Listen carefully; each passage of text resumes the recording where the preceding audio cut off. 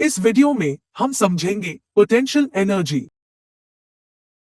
Potential energy एक ऐसी energy की फॉर्म है जो किसी बॉडी की पोजीशन या फिर उसकी कॉन्फ़िगरेशन यानी उसकी बनावट के कारण होती है। पोटेंशियल एनर्जी को हम कुछ इस तरह से डिफाइन कर सकते हैं। The potential energy possessed by the object is the energy present in it by virtue of its position or configuration. Potential energy को हम दो पार्ट में डिवाइड करेंगे। First, potential energy due to configuration. Second, potential energy due to position. आइए इन्हें detail में समझते हैं। Potential energy due to configuration. Animation में हम देखते हैं कि एक स्प्रिंग को किसी रिजिड सपोर्ट से कनेक्ट किया गया है। जब हम स्प्रिंग को इन दोनों एंड से कंप्रेस करते हैं तो स्प्रिंग श्रिंक होती है। साथ ही हम एक अपोजिंग फोर्स फील करते हैं।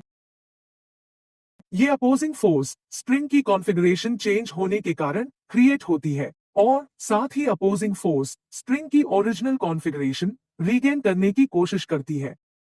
जैसे ही हम स्प्रिंग को रिलीज करते हैं, स्प्रिंग अपने ओरिजिनल शेप में वापस आ जाता है, यानी अपने ओरिजिनल शेप को रीगेन कर लेता है।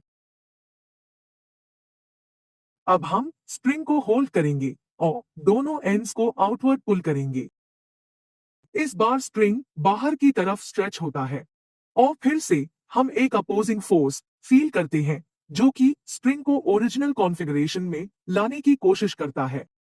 इन दोनों केस में जो अपोजिंग फोर्स है वो पोटेंशियल एनर्जी के कारण लगती है और ये पोटेंशियल एनर्जी स्प्रिंग की कॉन्फ़िगरेशन चेंज होने के कारण क्रिएट होती है।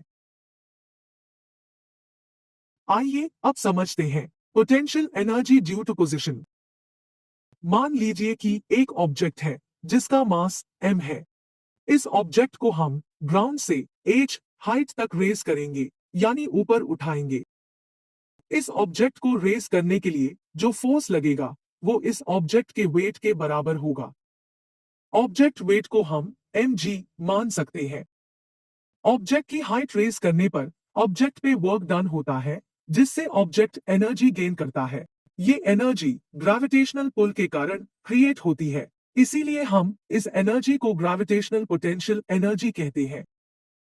अब मान लीजिए कि इस ऑब्जेक्ट पे जो वर्क डन हुआ वो W है। वर्क डन फोर्स और डिस्प्लेसमेंट का प्रोडक्ट होता है। अगर हम फोर्स को वेट से रिप्लेस कर दे तो वर्क डन mgh के बराबर होगा।